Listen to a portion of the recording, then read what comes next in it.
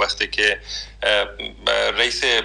اقتصادی یک کشور یعنی فرد دوم مملکت به خاطر جذب سرمایه گذاری تا بندر حیرتان با تجارا میره، این خود امید به این میته که حکومت فعلی افغانستان به چی پیمانه علاقمند به سرمایه گذاری در کشور است و به چی پیمانه از سرمایه گذاری ها در کشور حمایت صورت میگیره. این خودش سبب دلگرمی به سرمایه گذاری میشه و ما شاهد هستیم که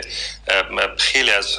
سرمایه گذارهای خارجی و داخلی علاقمند به شدت هستند به داخل کشور سرمایه گذاری بکنن، اما یگانه علت که مانع از این میشه به قسمی که برادر ما محمد صاحب اشاره کردن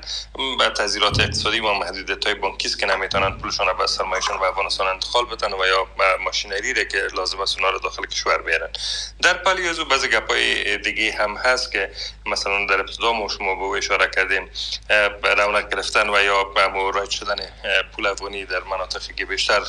کلدار در اونجا رایج بود و یا تومان. قبلا شما شاهد بودین که دلار به بیرون از کشور انتقال داده میشد و از بنادر افغانستان به پاکستان و ایران دلار قاچاق میشد. از این جلوگیری صورت گرفت و به این شکل در 71 نوع کالایی که ما در افغانستان تولید میکنیم که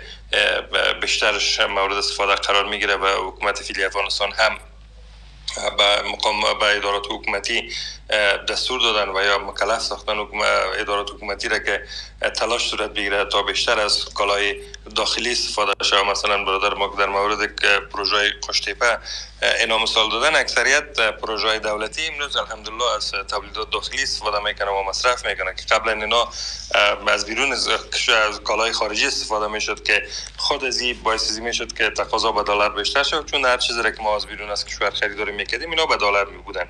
اینا کلش عوامل است که سبب ازی شده که پول افغانی یک مقدار ارزش خود بلند ببره.